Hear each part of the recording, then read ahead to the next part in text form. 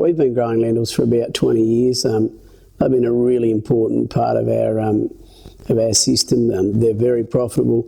So they're something we've sort of learnt to get pretty. Well, we've learnt to manage them pretty well.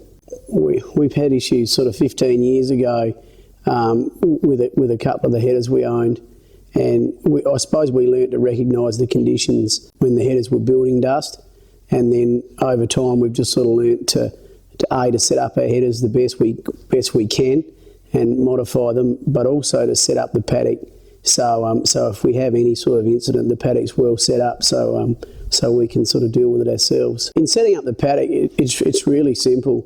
We have a fire break around every paddock that we farm, so that's sort of a couple of metres strip, and normally we just aim to blow off the headers before we go into the paddock so they're clean, and then we just harvest 3 laps around the paddock, which sort of gives us a 50-metre area around the paddock that's got a very low fuel, so it'll really hardly carry a fire. From there we just look really to harvest across the wind, so the dust is sort of predominantly blowing off the machines, and then we harvest into the wind. So if we happen to have any sort of smoulder, the wind's always blowing towards land that's harvested. We run a couple of chaser bins, so we've put 1,000 litre fire units on them. They're all set up so the operator can just start the pump and just drive around any. If we had a small smoulder or a fire, they can just drive around it. We make sure that they're operating in an area so they've got a good view of the whole paddock, where the headers are, where the trucks are, where the trucks are loading. Beyond that, we've got a couple of ex-CFS fire trucks of our own, so we've certainly got plenty of firepower in the paddock. On the harvesters themselves, we put on a couple of extra water extinguishers, so we've got 2 powder and 2 water extinguishers, so we're pretty well set up. I suppose the first thing to do is just work out anywhere in the headers that's hot, and perhaps anywhere that could be a potential ignition source. And it's obviously dust that causes these issues, so look to limit the dust getting on the engine. So what we've done is we've fitted a material called fibre fracs to all the turbo, the manifold and the exhaust, and that basically insulates it and lowers the temperature down to about 100 degrees, where it's a lot less likely to ignite. Beyond that, we've got ducting all over the engines. We just try and establish anywhere that there's a bit of a low pressure zone on the engine, so we've got ducting, and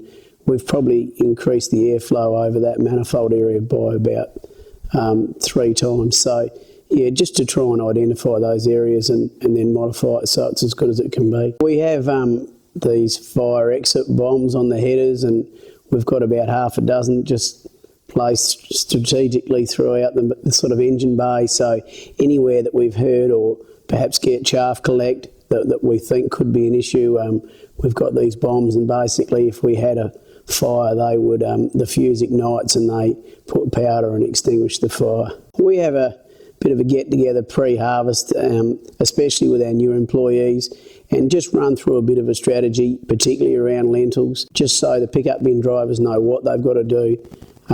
If we had an incident, basically one pickup bin's to deal with whatever's going on in the paddock, and the other pickup bin's to sort of come over and watch the header and assist the driver. And generally our truck drivers then would go and get one of the fire units. So we just have a strategy, and we pretty much stick to it. In crops with a high canopy, sometimes the headers will start to build dust, and these are the conditions that we recognise. So in those conditions, depending on how bad it is, we'll blow the headers off. That can be as often as every hour or as little as every 6 hours. I think it's very important to work with your local dealer, have a look at your machines, talk to other growers, and then really work out what you're going to do with your machines, and work with the local dealer to get it done early. So you just make your machines the best they can be. Look, lentils are a very important part of our rotation, and there's something that we must just learn to manage this risk. Or perhaps if we don't, we're at risk of being legislated to manage it. So yeah, just be proactive and get it done and enjoy growing lentils.